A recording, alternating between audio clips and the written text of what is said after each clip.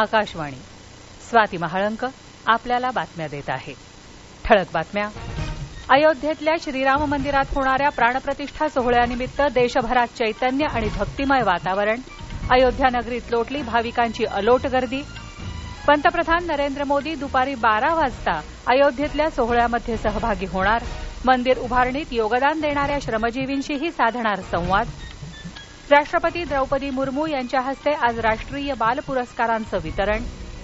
छत्तीसगडमधल्या नक्षलप्रभावित परिस्थितीचा केंद्रीय गृहमंत्री अमित शहा यांनी घेतला आढावा. आणि भारतीय पुरुष हॉकी संघ दक्षिण आफ्रिकेच्या दौऱ्यावर, आज फ्रान्सबरोबर होणार लढत. आता सविस्तर बातम्या. अयोध्येमध्ये उभारण्यात येत असलेल्या श्रीराम मंदिरात आज राममूर्तीची प्राणप्रतिष्ठा होणार आहे.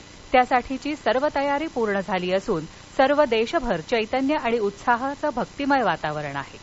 पंतप्रधान नरेंद्र मोदी यांच्या प्रमुख उपस्थितीत हा ऐतिहासिक सोहळा पार पडणार आहे. दुपारी सुमारे 12च्या दरम्यान ते या सोहळ्यामध्ये सहभागी होतील. तत्पूर्वी पंतप्रधानांनी काल तमिळनाडूमधल्या रामेश्वरम इथल्या कोदंडधारी राम मंदिरात पूजा केली. 1000 वर्षांपूर्वी बांधलेल्या या पुरातन मंदिराच्या जागी श्रीरामांनी रावणाचा निःपात करण्याचा निश्चय केला होता असं म्हटलं जातं. या सोहळ्यामध्ये हजारो साधू संत भाविक अयोध्येमध्ये आले आहेत. प्राणप्रतिष्ठेआधीच्या धार्मिक विधींचा काल शेवटचा दिवस होता. विविध पवित्र नद्यांच्या पाण्यानं श्रीरामाचा स्नान सोहळा काल पार पडला. संपूर्ण देशाचंच नव्हे तर जगाचं लक्ष लागून राहिलेल्या आज होणाऱ्या प्राणप्रतिष्ठा सोहळ्याच्या निमित्तानं अयोध्या नगरीत जनसागर लोटला आहे. चौक, रस्ते, गल्ल्यांमध्ये भाविकांचे जयघोष, शोभायात्रा, रांगोळ्या, भित्तिचित्र, विद्युत रोषणाई, सुंदर पणत्यांची सजावट, भजन, संगीताचे कार्यक्रम यांची लयलूट सुरू आहे. या सर्व भाविकांसाठी आरोग्य सेवा तत्पररित्या सज्ज ठेवण्यात आली असून भोजनाची व्यवस्था करण्यासाठी विविध सामाजिक धार्मिक संस्था पुढे आल्या आहेत. सर्व ठिकाणी कडेकोट बंदोबस्त ठेवण्यात आला आहे. अयोध्येच्या सीमांवर नाकेबंदी करण्यात आली असून वाहतूक अन्यत्र वळवण्यात आली आहे. ड्रोनच्या माध्यमातून सर्वत्र लक्ष ठेवण्यात येत आहे. जागोजागी सुरक्षारक्षक तैनात करण्यात आले असून भाविकांच्या उत्साहाच्या आड न येता ते आपली जबाबदारी पार पाडत आहेत. या ऐतिहासिक सोहळ्याला देशातील सर्व प्रमुख आध्यात्मिक आणि धार्मिक संप्रदायांचे प्रतिनिधी उपस्थित राहणार आहेत. विविध आदिवासी समाजांच्या प्रतिनिधींसह समाजाच्या विविध स्तरातले लोकही या समारंभाला उपस्थित आहेत. अनेक राजकीय नेते, चित्रपटसृष्टीतले कलाकार आणि विविध क्षेत्रातले मान्यवर या सोहळ्याचे साक्षीदार होण्यासाठी अयोध्येमध्ये दाखल होत आहेत. श्री रामजन्मभूमी मंदिराच्या बांधकामाशी संबंधित श्रमजीवींशी मोदी आज संवाद साधणार आहेत. या सोहळ्याचं थेट प्रक्षेपण करण्यासाठी माहिती आणि प्रसारण मंत्रालय तसंच प्रसार भारतीनं मोठ्या प्रमाणात सुसज्ज व्यवस्था केली आहे. डीडी न्यूज आणि डीडी नॅशनल या वाहिन्यांवरून या संपूर्ण कार्यक्रमाचं थेट प्रसारण केलं जाणार आहे. या सोहळ्याचं थेट प्रक्षेपण नागरिकांना बघता यावं यासाठी अनेक राज्य सरकारं आणि केंद्रशासित प्रदेशांनी सुट्टी जाहीर केली आहे. श्री राममूर्ती प्रतिष्ठापना सोहळ्याचा उत्साह परदेशामध्येही दिसून येतो आहे. मॉरिशस, कॅनडा, अमेरिका, इंग्लंड यासह अनेक युरोपीय देशांमध्ये रामधून वाजवण्यात येत आहे. अनेक ठिकाणी धार्मिक कार्यक्रमांचं आयोजनही करण्यात आलं आहे. अयोध्येमध्ये साकार होत असलेल्या श्रीराम मंदिरात आज होणारा प्राणप्रतिष्ठा सोहळा हा ऐतिहासिक क्षण असल्याचं प्रतिपादन पंतप्रधान नरेंद्र मोदी यांनी केलं आहे.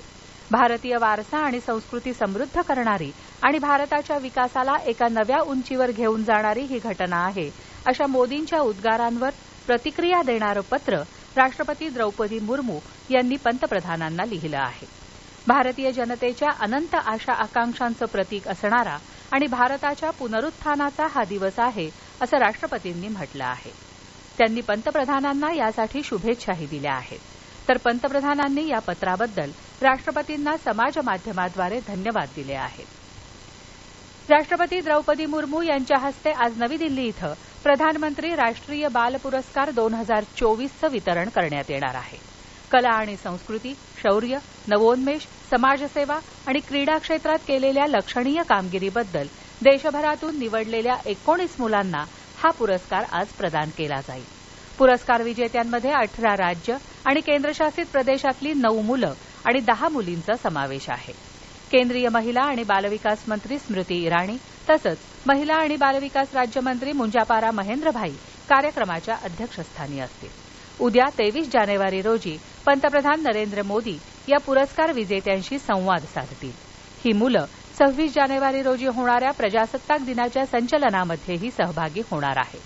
हे राष्ट्रीय बातमीपत्र आपण विविध भारतीच्या पुणे केंद्रावरून ऐकत आहात. केंद्रीय गृहमंत्री अमित शहा यांनी काल छत्तीसगडमधल्या रायपूरमध्ये झालेल्या एका उच्चस्तरीय बैठकीत छत्तीसगडमधल्या नक्षलप्रभावित परिस्थितीचा आढावा घेतला.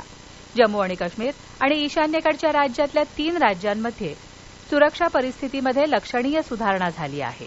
हिंसाचार सुमारे 75% कमी झाला असल्याचं शहा यांनी यावेळी सांगितलं.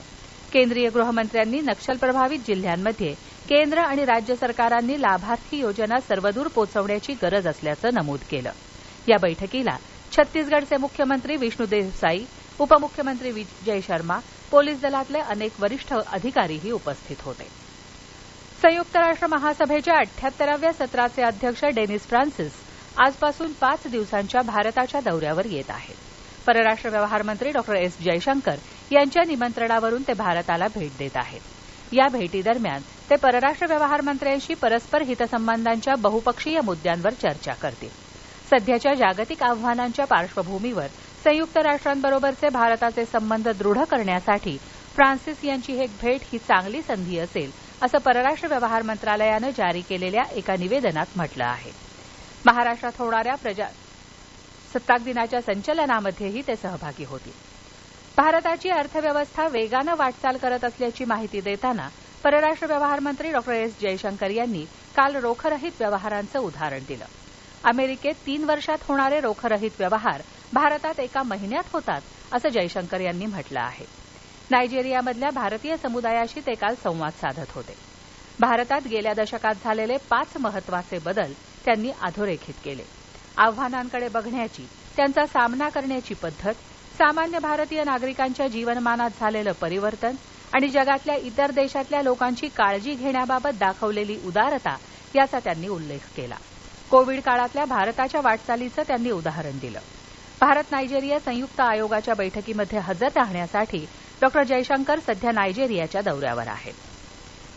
देशात एकाच वेळी निवडणुका घेण्याच्या मुद्द्याचा अभ्यास करण्यासाठी आणि त्यावर शिफारशी करण्यासाठी माजी राष्ट्रपती रामनाथ कोविंद यांच्या अध्यक्षतेखाली स्थापन करण्यात आलेल्या उच्चस्तरीय समितीची 3री बैठक काल नवी दिल्ली इथं झाली. देशात एकाच वेळी निवडणुका घेण्यासाठीच्या मुद्द्यावर सरकारनं जाहीर निवेदनाद्वारे नागरिकांची मतं आणि सूचना मागवल्या होत्या. मतं प्राप्त झालेल्यांपैकी 81% लोकांनी एकाच वेळी निवडणुका घेण्याच्या कल्पनेला दुजोरा दिला आहे.